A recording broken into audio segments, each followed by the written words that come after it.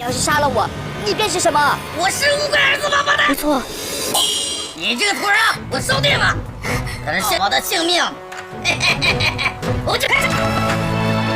莫姑娘，就这吗？等了半天了，是你娘来了，你娘！老大叫恶棍。 Hiu ketiga membawa Nonamu bertemu dengan kakak seperguruannya, yaitu Ye Erning, yang mana ia merupakan salah satu anggota dari 4 penjahat terbesar. Ia gemar sekali mencuri seorang bayi. Di sini saat ia ingin melukai Nonamu, hal itu dihentikan oleh Zhu ketiga. Tuan Zhu terkejut dengan kedatangan sekte pedang tak terukur dan juga sekte Sengnong, yang mana kedua sekte ini sedang terlibat permusuhan. Lalu muncul utusan suci. Di sini, Tuan Zhu melapor kalau ia telah terjebak di gunung ini dan menyaksikan perselisihan antara sekte Sengnong dan juga sekte pedang tak terukur. Ia hendak menjadi penengah tapi malah diculik oleh seseorang dan ditaruh di gunung ini.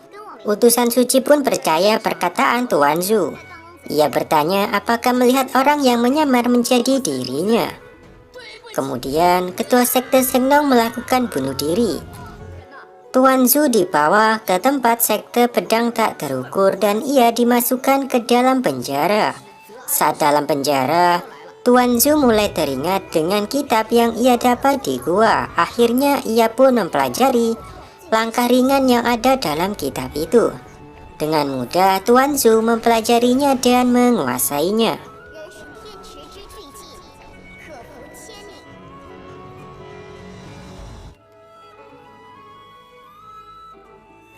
Saat Tuan Zhu sedang berlatih, seorang penjaga melihat suatu keributan dan ia mengatakan agar Tuan Zhu tak membuat keributan lagi.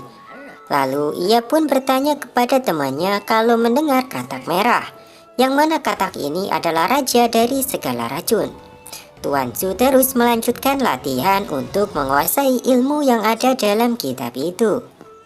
Tuan Zhu yang menguasainya ia merasa bahagia. Hal itu membuat penjaga tak suka karena Tuan Zhu berisik dan memberikan satu pukulan. Tapi anehnya Tuan Zhu tak merasa sakit karena ia telah menguasai ilmu langkah ringan. Di tempat lain, Xiao Feng dan para pendekar lainnya beserta pejabat militer merencanakan sesuatu untuk menangkap raja dari Liu.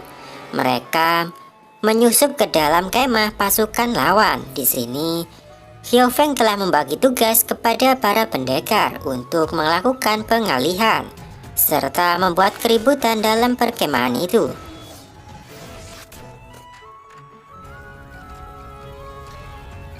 Salah satu pendekar mulai membakar tenda yang ada di sana sehingga prajurit panik untuk memadamkan api itu.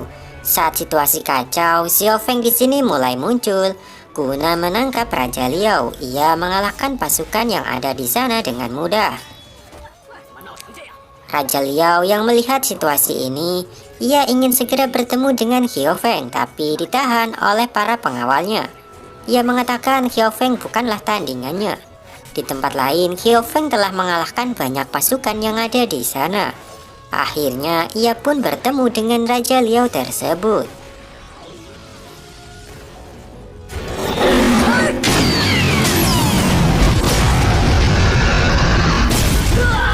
Xiao Feng pun berhasil menangkap raja itu dan menjadikannya sebagai sandera, sehingga berhasil keluar dari sana. Setelah itu, Xiao Feng pun membuat sepakatan dengan Raja Nangyun. Ia memberitahu kalau di negara Liao tengah terjadi perpecahan antara ayahnya dan juga sang kaisar, yang mana ayahnya sangat berambisi menjadi kaisar, tapi banyak pejabat yang ingin menyingkirkan mereka berdua. Di sini Xiao Feng ingin agar dia menarik pasukannya dari dinasti Song.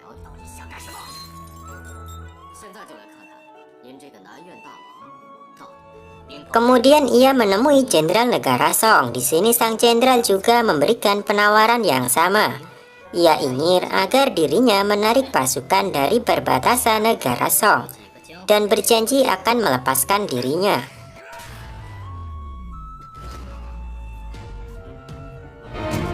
自然算数。Penarikan pasukan kerajaan Liao membuat prajurit dinasti Song menjadi senang atas kemenangan mereka. Tuan Zhu terus melatih kemampuannya untuk menguasai ilmu langkah ringan. Salah satu murid yang ingin memberikan makanan ke Tuan Zhu, ia terkejut saat melihatnya sedang berlatih.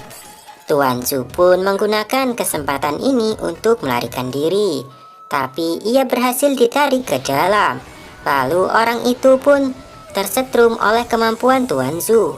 Di sini tenaga dalamnya tersedot oleh Tuan Zhu, dan dengan langkah ringan Tuan Zhu dengan cepat keluar dari tempat itu. Tapi ia merasa aneh karena kekuatannya semakin bertambah dan tiada habisnya. Kemudian Tuan Zhu menemukan cerpelai milik Nona Zhang. Ia ingin menangkapnya, tapi naas ia malah digigit dan keracunan. Saat malam hari, Tuan Zhu melihat ada katak merah yang mendekati cerpelai tersebut. Akhirnya kedua makhluk beracun ini beradu satu sama lain. Cerpelai itu meninggal dan katak itu melihat ada kelabang yang masuk mulut Tuan Zhu, sehingga ia ikut masuk ke dalam. Kedua makhluk itu pun bertarung dalam perut Tuan Zhu. Saat terbangun, efek dari racun cerpelai telah hilang. Jenderal negara Song sangat berterima kasih atas bantuan para pendekar dan juga Xiao Feng yang telah berhasil mengusir pasukan Liao dari perbatasan. Kemudian Xiao Feng pun pergi untuk kembali ke sekte pengemis. Yu ketiga dan adik seperguruannya ditertawakan oleh Ye Erning karena selalu berkata akan memenggal kepala kaisar negeri Dali. Tapi sampai saat ini mereka belum melakukannya. Sementara Nona Mu yang merasa ia ditinggalkan oleh Tuan Zhu, ia menjadi sedikit kesal. Mu Rongfu tengah merencanakan sesuatu untuk membangun kembali dinastian. Ia ingin memanfaatkan kemelut antara negara Song dan negara Liao. Di sini ia ingin membantu Pangeran Nangyun untuk mengalahkan sang kaisar yang ada di negeri Liao. Dalam perjalanan, Ye Erning dihadang oleh 4 pendekar yang merupakan pengawal setia dari kerajaan Dali. Di sini mereka bertarung satu sama lain, tapi Ye Erning memanfaatkan anak itu sebagai tameng. Kemudian saat bayi itu dilepaskan, Ye Erning baru mengeluarkan kemampuan aslinya. Tapi di sini ia merasa kewalahan saat menghadapi 4 pendekar dari negeri Dali, sehingga ia memilih melarikan diri. Kemudian tak lama setelah itu mereka bertemu dengan Tuan Zhu. Di sini Tuan Zhu sangat terkejut dengan kehadiran mereka. Ia juga akhirnya bertemu dengan Nona Mu. Setibanya di divisi pusat, Xiao Feng diberitahu kalau gurunya tengah sakit keras. Lalu Xiao Feng pun masuk ke dalam untuk menemui sang guru. Di sini Xiao Feng diberitahu kalau luka sang guru sangatlah serius dan kemungkinan ia tak akan bertahan lama dalam kehidupan kali ini. Di sini sang guru memberi wejangan kepada Xiao Feng untuk berperilaku adil kepada semua anggota dari sekte pengemis dan juga diberikan sebuah kipas milik gurunya.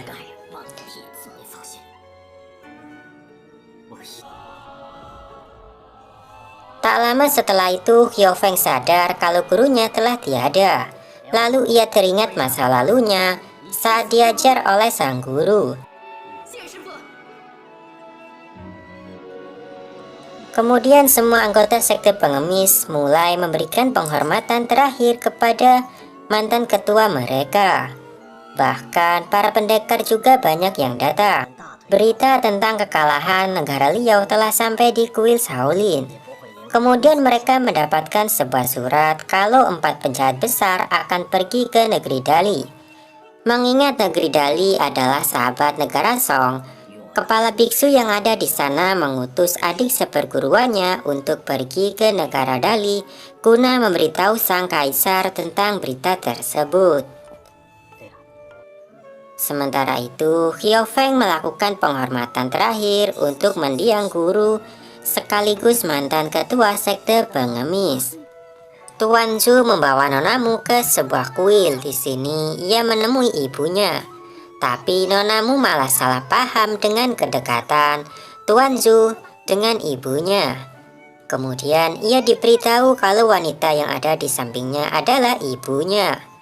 Mendengar hal itu, Nona Mu pun menjadi malu karena salah paham. 娘，你别，这位是莫婉清穆姑娘，孩儿这……娘。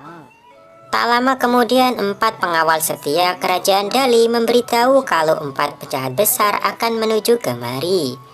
Awalnya, ibunya tak ingin pergi dan ingin menghadapi penjahat itu. Melihat anggota 4 pendekar negeri Dali tengah terluka, Ibu Yuan pun mengurungkan niatnya untuk melawannya di sini dan memilih kembali untuk pergi ke negeri Dali. Yusuf mengantar sang biksu untuk pergi ke negeri Dali. Sepanjang perjalanan ia membicarakan tentang kungfu, tapi ia merasa kalau tak mampu mempelajari kungfu. Di sini sang guru memberi nasihat kalau dirinya bisa berkembang. Sementara itu, Tuan Zhu telah sampai di negeri Dali. Ia beserta rombongan akhirnya disambut oleh ayahnya. Ia juga memperkenalkan Nona Mu kepada ayahnya. Setelah itu, mereka pun melanjutkan perjalanan untuk masuk ke dalam istana. Akhirnya, Nona Mu di sini disambut dengan hangat oleh mereka. Sesampainya istana, Tuan Zhu ingin menemui sang kaisar. Di sini, Nona Mu pun diminta untuk menunggu. Namun, karena terlalu lama, ia menjadi bosan. Kemudian, kaisar memberi titah untuk bertemu dengan Nona Mu. Nona Mu pun menghadap sang kaisar. Di sini Nona Mu meminta pengampunan kepada kaisar agar tak menghukum Tuan Zhu karena telah melakukan pelarian kali ini. Melihat hal itu, kaisar pun menjadi senang karena Tuan Zhu akhirnya mendapat pasangan yang begitu perhatian kepadanya. Setelah itu, mereka pun dikagetkan dengan kehadiran Zhu ketiga. Di sini Zhu ketiga masuk ke dalam dan ingin agar Tuan Zhu menjadi muridnya. Tentu saja Tuan Zhu tak mau. Lalu terjadilah perjanjian antara mereka berdua untuk melakukan kompetisi. Yang mana jika Tuan Zhu berhasil menghindar dari 3 serangan Zhu ketiga, maka Zhu ketiga akan menjadi muridnya.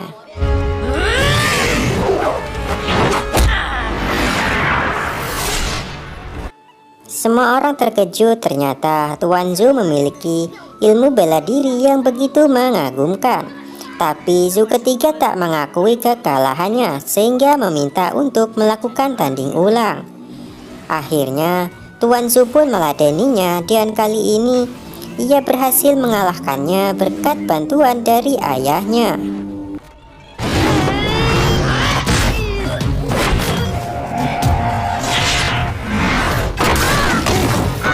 Zhu ketiga pun mengakui kekalahannya dan bersujud kepada Tuan Zhu. Tapi saat ia pergi, ia membunuh salah satu prajurit untuk hadiah pertemuan. Kemudian, pamannya pun bertanya dari mana ia menguasai jurus itu. Tuan Zhu mengatakan saat dikejar oleh murid pedang tak terukur, ia berlari ke sebuah gua dan menemukan sebuah gulungan ilmu di sana. Ia juga menunjukkan jurus itu kepada pamannya. Di sini mereka terkagum dengan kemampuan Tuan Zhu. Lalu mereka melakukan makan malam. Dalam makan malam ini, ada sesuatu yang aneh di lengan ibu Tuan Zhu. Hal itu mengingatkan Nona Mu atas perintah gurunya untuk membunuh seseorang. Saat ia menyerang, Tuan Zhu melindungi ibunya sehingga ia terkena racun dari Nona Mu. Setelah ia diberi penawar racun, Tuan Zhu pun keadaannya mulai membaik. Lalu ia bertanya kepada Nona Mu apakah yang menyuruhnya adalah Hong Nim. Tentu saja Nona Mu tak tahu siapa itu Hong Nim. Di sini ibu Tuan Zhu sangat kesal dan menampar wajah dari suaminya.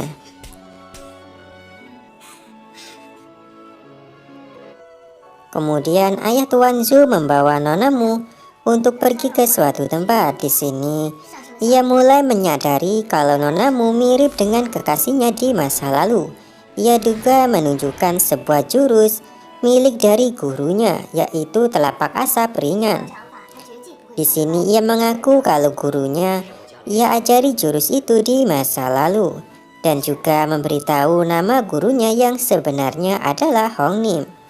Tuan Zhu yang telah sadar, ia pun mendengarkan percakapan Nona Mu dan ayahnya. Di sini ayahnya yang merasa bersalah memberikan kesempatan Nona Mu untuk meminta apapun dan berjanji akan mengabulkannya. Nona Mu ingin menikah dengan Tuan Zhu. Mendengar hal itu, ia pun menolak dan mengatakan kalau Tuan Zhu adalah kakak kandungnya.